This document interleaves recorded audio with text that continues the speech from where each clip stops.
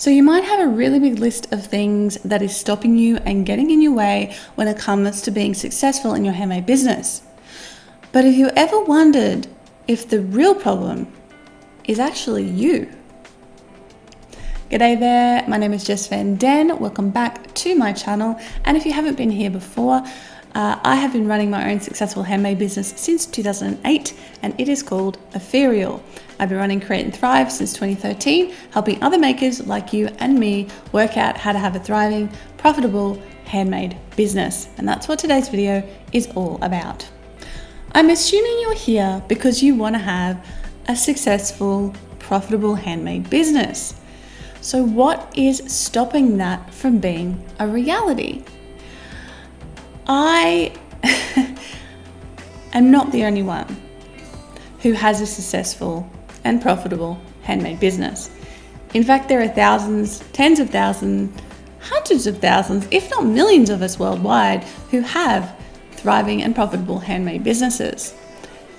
So, that being said, if it's possible for me to do it, I'm guessing that it's probably possible for you to do it. Now, that's not to say that you're going to do it the same way as I did.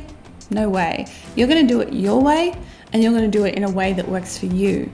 However, if one of the things that's holding you back is the belief that you can't do it, I'm here to tell you that chances are that's not true. Now, of course, there will always be circumstances where maybe it is true, but for most of us, it is a possible thing to achieve. So you have hundreds of thousands, if not millions of reasons to believe that it's possible to do this thing that you want to do. With that in mind, what is it that's actually stopping you from achieving it? You probably have a big long list of things. You probably have a list of fears. You probably have a list of limitations on your time, your money, your energy, your knowledge, and all of those sorts of things. But I want to ask you a very serious question today, and that is the real problem actually you? Are you the stumbling block in actually making this thing happen and be successful? And what do I mean by you being the stumbling block? By that I mean your own negative thoughts and negative self-talk and negative beliefs about yourself. In my last video and podcast, I talked about finding the confidence to succeed. And I talked about this idea that success breeds confidence and confidence breeds success. So the more you try, the more you will fail, but also the more you will succeed. And the more you succeed, the more you'll start to feel confident in your ability to do this thing you want to do. So are you the problem? Are you self-sabotaging? Are you sabotaging yourself through a myriad of excuses, basically, as to why this can't be done? Let's talk about a few of the ways that you might be self-sabotaging and a few of the excuses you might be making that external factors are getting in the way. So one of them is money. Oh, I don't have enough money to do this. If you have enough money to be making the craft already, then you do have enough money to be selling it. Seriously, it's never been easier or cheaper to actually sell your products. All you need is the product, a phone, like a smartphone with a camera on it, and an Etsy store. Now I use Etsy as an example because it's the cheapest and easiest way to get started. It costs you 20 cents to list an item on there, and then it doesn't cost you anything else until you make a sale and they take a cut of that. Like, you can list 5 products for $1. That is so incredibly affordable, and it means that almost anyone who can afford to make a craft in the first place can afford to put it out there for sale.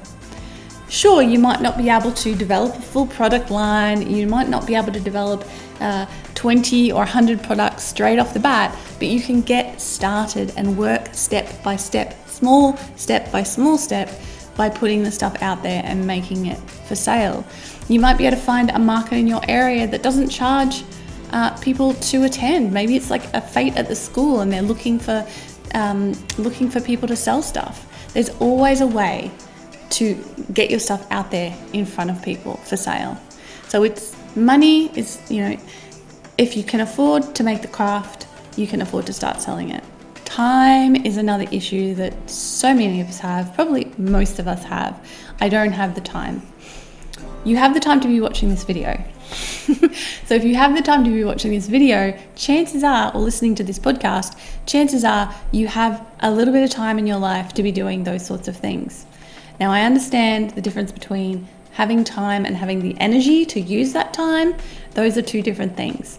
So if energy is your problem, that's the thing to be focusing on.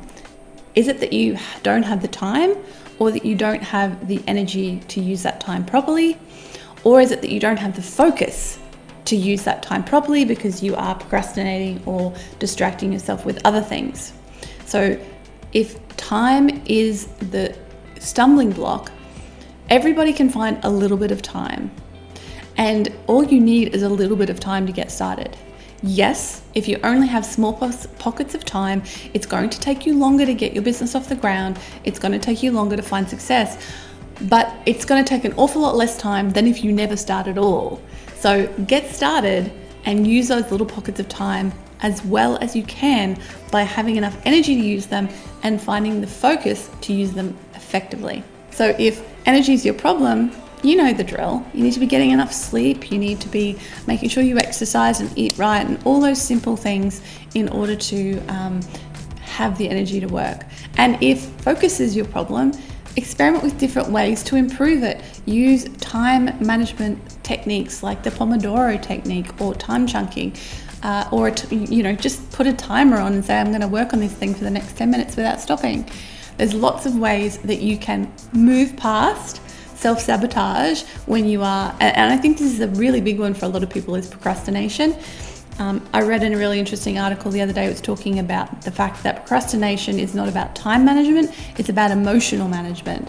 We procrastinate because our emotions are out of whack. We don't really want to do the thing that we say we want to do. We're feeling down and we need something to pick us back up, so we go watch funny cat videos or whatever it might be. So next time you find yourself procrastinating, think about the emotion that led you there.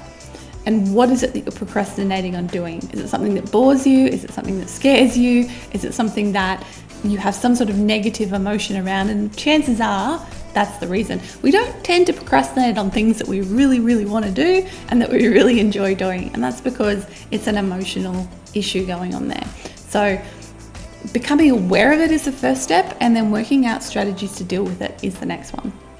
Maybe skill or knowledge are stumbling blocks for you. Maybe you're sabotaging yourself by saying, oh, I'm not skillful enough in my craft yet to be selling it. I don't have the knowledge, the business knowledge I need to be doing this. Like, it's too hard, it's too complex, I'm not smart enough. All of these sorts of things that we tell ourselves that probably aren't true, that we can overcome. So think about that. Is that what you're telling yourself? The negative self-talk is that you're not ready, you're not skillful enough. And hey, maybe you're not. Maybe you do have to spend some more time working on your craft until you're skillful enough to sell it. Goodness knows, I've actually seen people who probably shouldn't be selling their work because it's a bit too amateurish. But for most of you, I'm guessing that's not the case. I'm guessing that you've probably been doing this thing for a while. You have a good level of skill. In fact, you probably are more skilled than you think you are, especially compared to the general population and the people who are going to be buying from you. Remember, the person buying from you probably is buying from you because they don't know how to do what it is you know how to do. So to them, it's like magic that you can do this thing, that you can create it. And they're not going to notice the tiny imperfections that you notice because you are skillful. So think about that. Is that one of the things? Now, if it's knowledge about business, that's why you're here, right? To learn from somebody like me who's done it before and who has a somewhat clearer idea on the steps that need to be taken in order to run a successful business. There's plenty of different places you can learn that. Google is your friend. There's plenty of YouTube videos. There's plenty of, blog posts out there. Heck, I run a whole bunch of courses. I have the Thriver Circle, my membership community, and you can either learn directly from someone or you can self-study and figure it out from yourself. There's nothing wrong with figuring it out for yourself. It'll just take you a bit longer. Whereas if you learn from someone like me, take a course, something like that, it's going to speed up your acquisition of knowledge because somebody's going to be teaching you what you need to know to solve the problem that you're working towards. So all of those problems are overcomable, fixable. If you don't have enough time, extend the time frame of your goal. Instead of saying, I'm going to be making $5,000 in 6 months, say maybe in 3 years, I'll get to that stage. If money is the stumbling block, save it and spend it where you can. Little steps, remember. If skill is a stumbling block, practice, learn more skills, try new things until you feel like you've reached that level of skill. And if knowledge is a stumbling block, well, you're here, so you're on the right track with that. And there's going to be other things as well. There are going to be other things that pop up in your head. There's a thought that tells you that you aren't smart enough or skillful enough or with it enough or young enough or old enough in order to make this a possibility. And you are able to make this a possibility. You are able to make it happen. Remember that millions of others have done it. And if they can do it, you can do it too. Now, if you are already in business and you're unclear if you're kind of doing things right or heading in the right direction, I have a workshop for you that might help. Inside my membership community, the Thriver Circle, I'm going to be running a live workshop this month called Critique Yourself, where I'm going to be guiding you through a process of self-critique of your business and your online shop to get a clear idea of the things you need to work on in order to make improvements. Now, to join in on that, you just have to become a member of my community. Head on over to thrivercircle.com to sign up today and to get access to that workshop. And if you've missed the live workshop, there will always be a replay, a recording available, so you can go and work through it at your own pace.